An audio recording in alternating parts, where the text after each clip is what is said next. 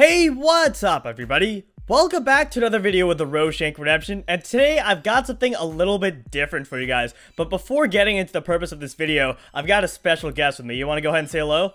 Hello everybody, my name is Gameslave152. I'm very honored to be here, Roshank. Thank you so much for inviting me.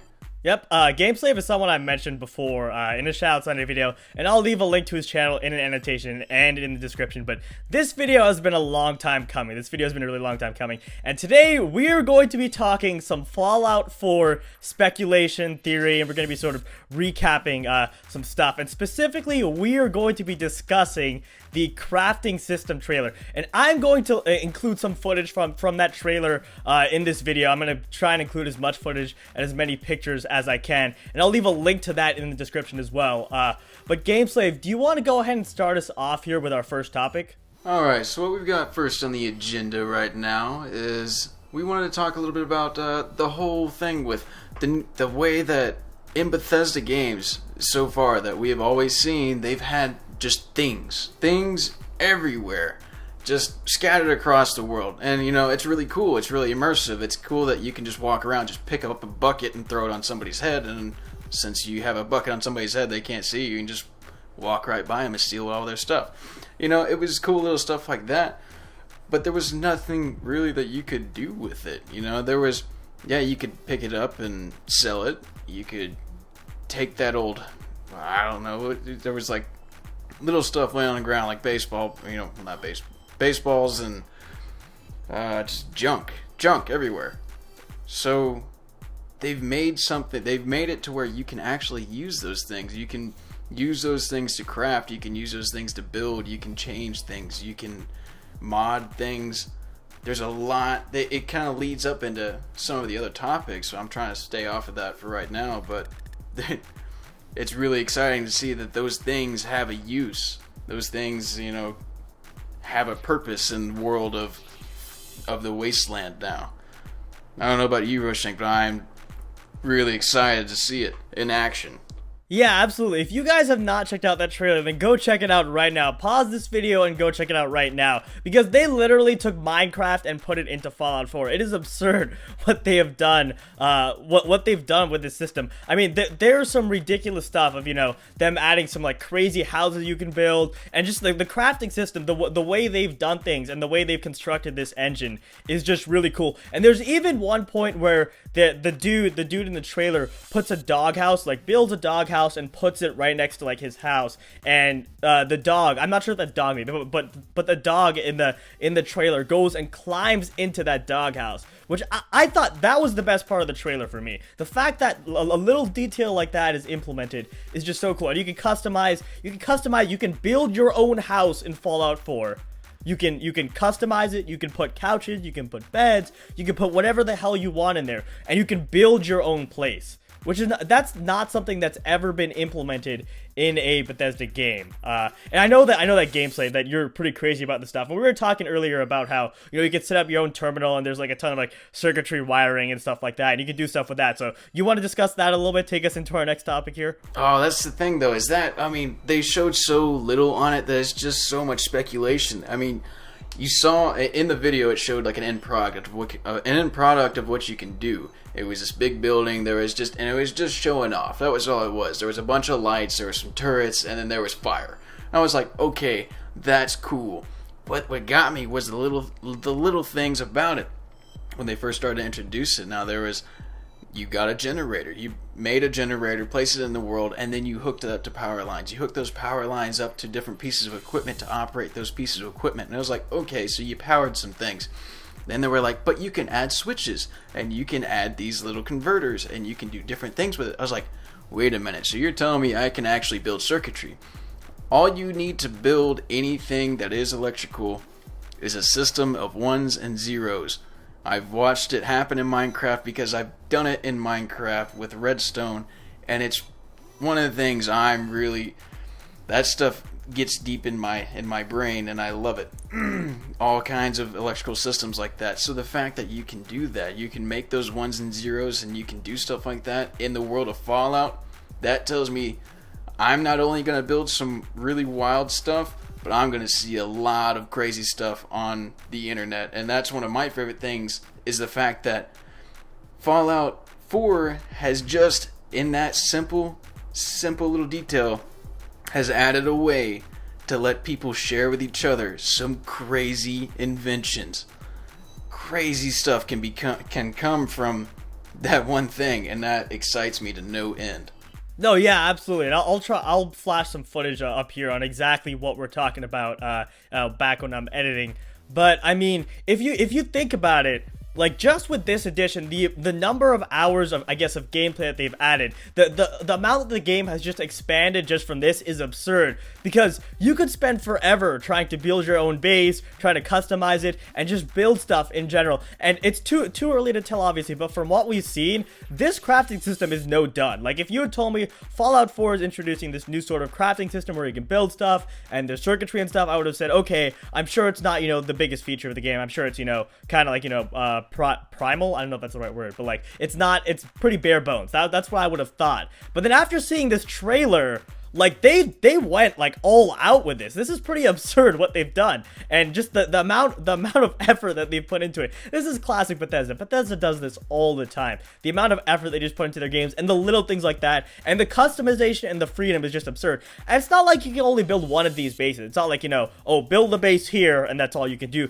There are tons of areas all across the Fallout 4 world where you can build bases. You can like sync up these bases. You can have like turret defense systems and stuff like that, which by the way, it seems like turret defense systems and stuff like that might actually be necessary, because Todd Howard, I believe, was talking about the potential for raiders and other enemies to attack your base, to come and attack while you're away. So stuff like that happens like in real time. So while you're away, a raider squad could come and attack your base. And another thing is, apparently traders, caravans and traders come to your base and set up shop near your base.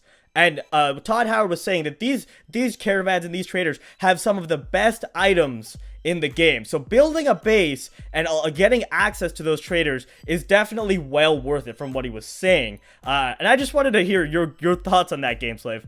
Well, it's really cool because not only did he give you, or not only did Bethesda give you these options to do these things, they gave you all the options. They went way over the top like they do, which is amazing. They gave you all these options to work with. You can play with building your own base. You can play with building your own circuitry and systems. You can do all these things. But not only that, on top of that, they incentivized it. They said, okay, if you do this, then you get access to some of the best items in the game. If you do this, you get access to people that will protect your base. You can build your own settlement. For the people, the RPers like myself, I kind of like to, when I play a game alone, I kind of enjoy just being in my own little world. And you can build your own little world in the Fallout. You can revive it.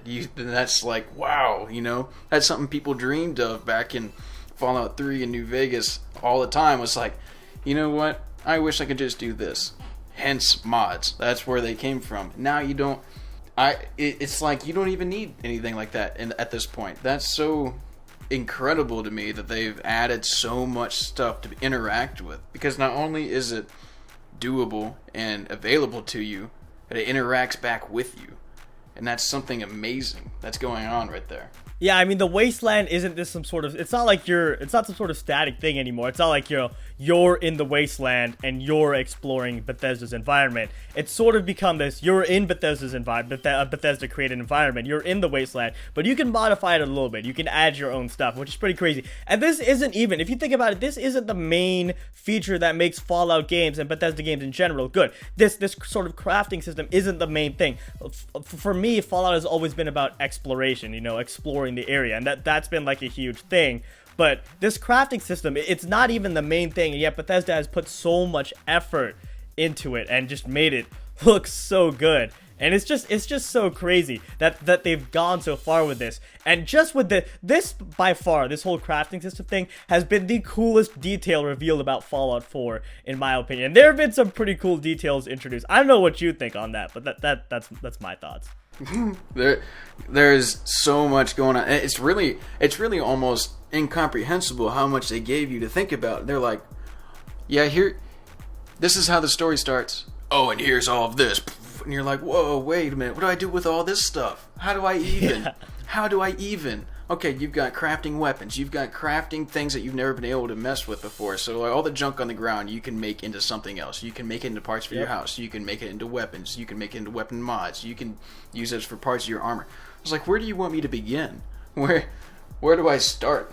The scope of this game is just unbelievable with regards to how big the world is, with regards to just how much stuff there is to do, with regards to the crafting system, and with regards to all of that. But yeah, let's go ahead and move on here from, I guess, the whole ability to build houses and sort of, you know, modify the wasteland environment, build your own base and all that stuff. Let's go ahead and quickly move on here to the weapons crafting system, because that was sort of the second half of this trailer, which I have linked in the description. You guys should check out. If you've been watching the video up till now without checking that out for whatever reason, then I'd highly recommend going and checking that out. But in that trailer, we had a ton of things revealed. And I think the first thing that we should start with here, start talking about, is Todd Howard mentioned in the video that there are 50 base weapons in Fallout 4 and 700 different attachments that you can use to customize. And me and Gameslave were talking about this earlier, and if you were to assume that you could have 3 attachments per weapon, and there's 700 attachments, then as a rough estimate, you would have around 56 million possible weapons. So the customization is just absurd. It is completely off the charts. And I just wanted to hear your thoughts on this. Well, I mean, to start off, that's an insane number for something that's, you know, there's going to be more than 3 attachments. Well, we had to pick a number, so we decided on 3, you know. The front, back, and bottom, sure. Or front, back, and top, whatever you want. That was an easy number to start with, but what was that? 56 million? It's like 56 million for 3 attachments on 50 base weapons. The base weapons which we don't even know about just yet because we're trying to figure out what they are. In my calculation, I didn't take into account 50 base weapons. That's 56 million attachments assuming 1 weapon. That's assuming 1 weapon. The thing is, like certain attachments won't work for certain things. Like a scope won't work for a baseball bat. So this is a very, very, very rough estimate. It's just giving a ballpark sort of thing. You just hold on there. You just hold on there, Roshank, because I don't know about you, but I like to throw baseball bats pretty far, and if I have a scope on it... Scoped baseball bat. I love it. I love it. You never know what somebody might come up with. Oh, man.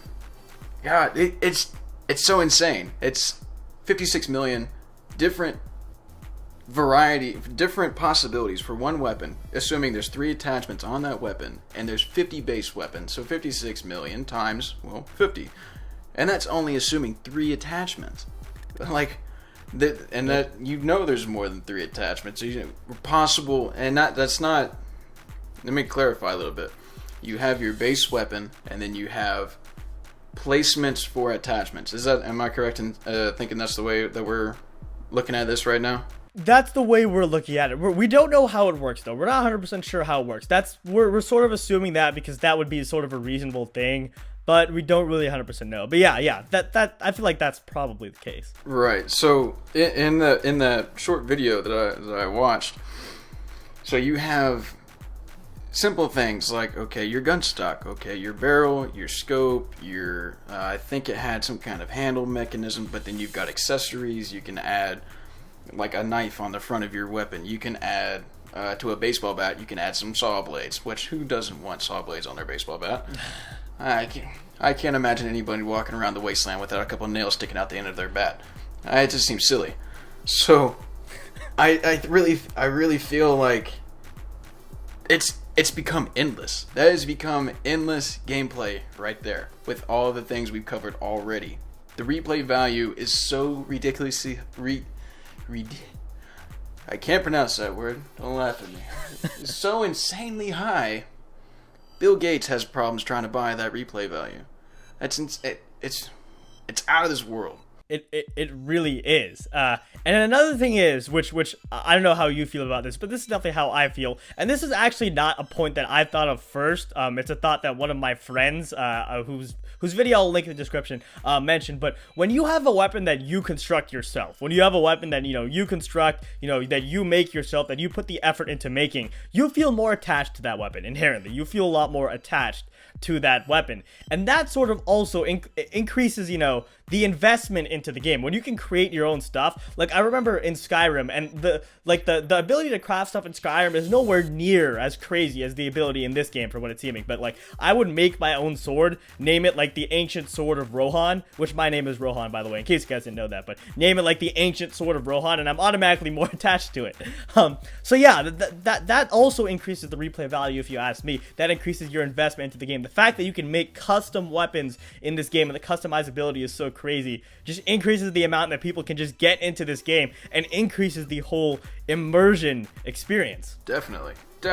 I mean, you've made that a part of your journey. That has now become, that has become one of your things. It's not just it's a 10mm pistol. That's your 10mm pistol. Well, now it's a rifle, but now you don't know what it is because it's yours. It's and the personalization.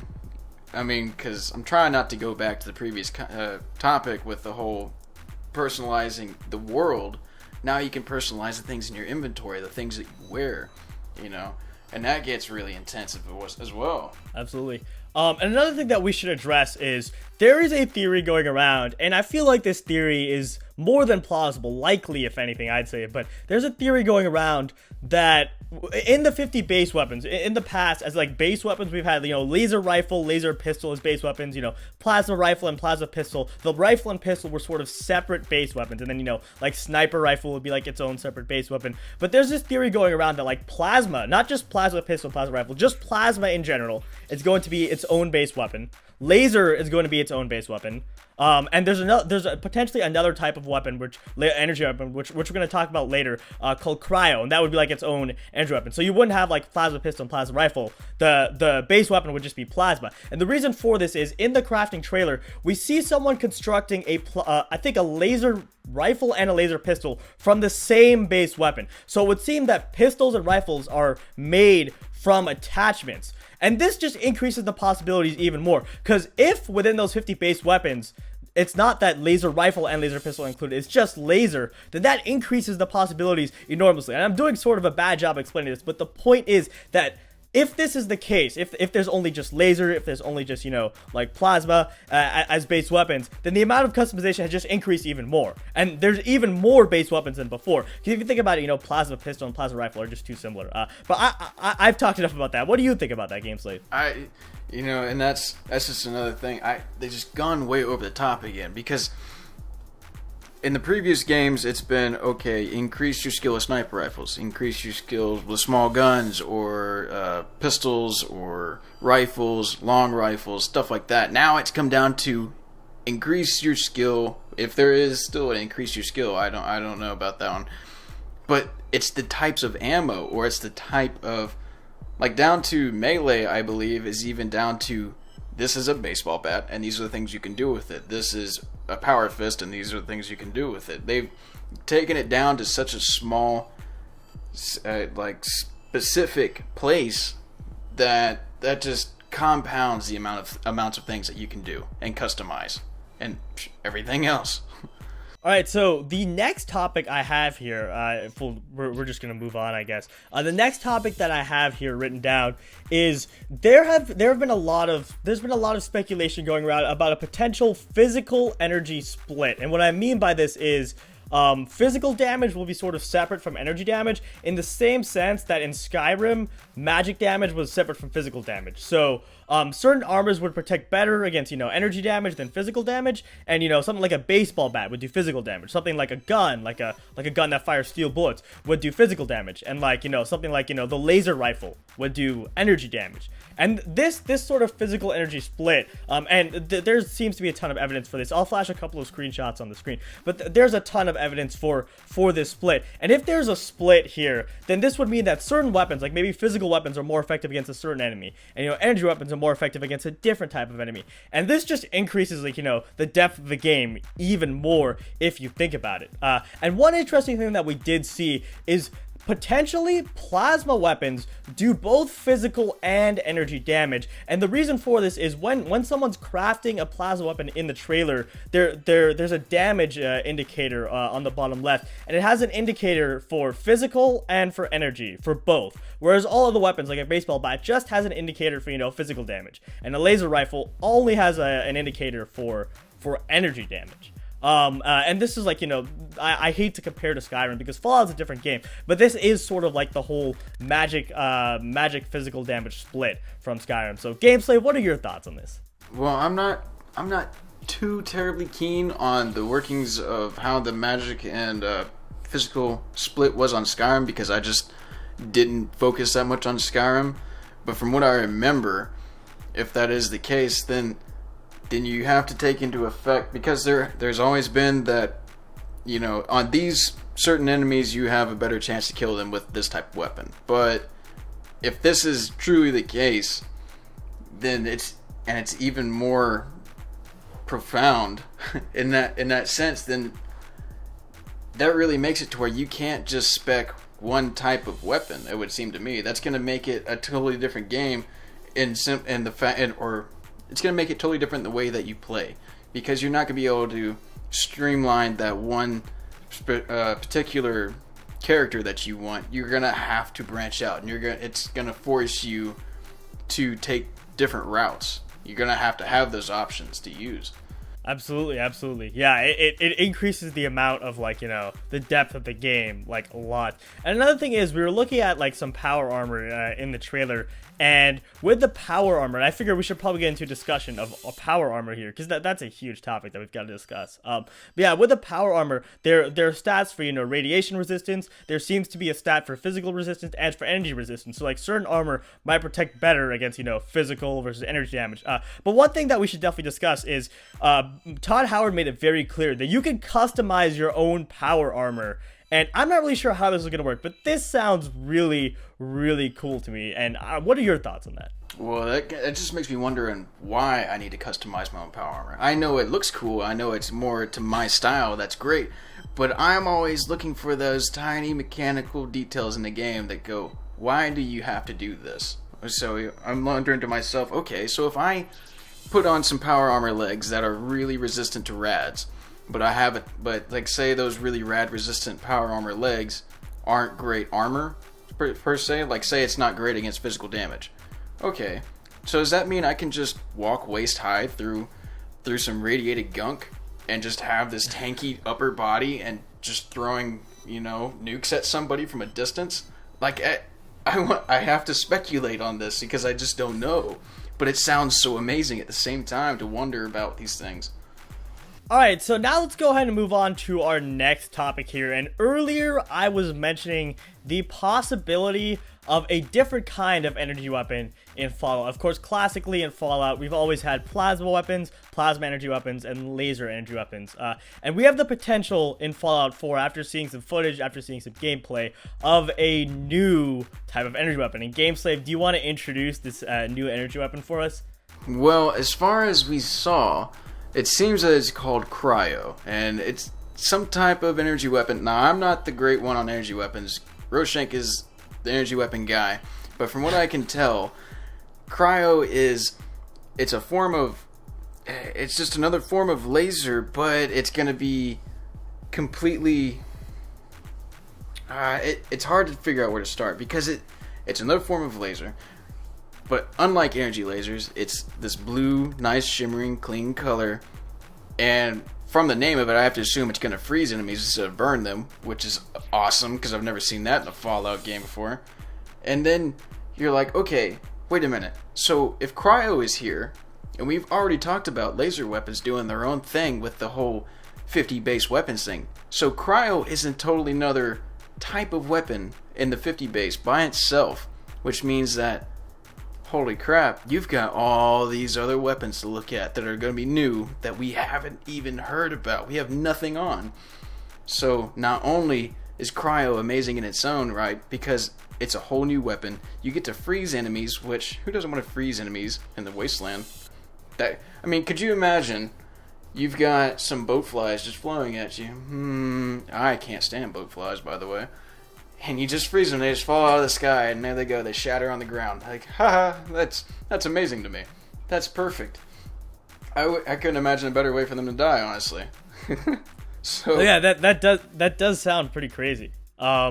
Yeah, and I mean, if you think about it, in a previous Fallout game, if this were introduced, right, you'd probably just have cryo pistol, cryo rifle, and that would be it, you know, something like that. But now with all this customization, you have, you know, like, you can create a cryo sniper rifle. And this is all speculation, of course. We don't even necessarily know if cryo is even going to be in the game. It seems very likely, because I will flash some images up, of course, but we did have an enemy firing blue lasers at you, and we did see a weapon called a Cryolator. I'll try and dig up that screenshot. No promises, because I am lazy and I'm not so great with that stuff. But anyways, you can't just create, you know, a cryo rifle and a cryo pistol. You can create, you know, an automatic cryo rifle. You can create a sniper cryo rifle. You can create a cryo pistol. You can create a cryo pistol with a scope. You can create just like a ton of different, like, the number of new weapons that have been introduced just with this one addition of a new type of energy weapon is crazy. And like, the whole idea of speculating, like Gameslave was talking about earlier, is this cryo weapon gonna, like, freeze enemies? Because that sounds really cool. I mean,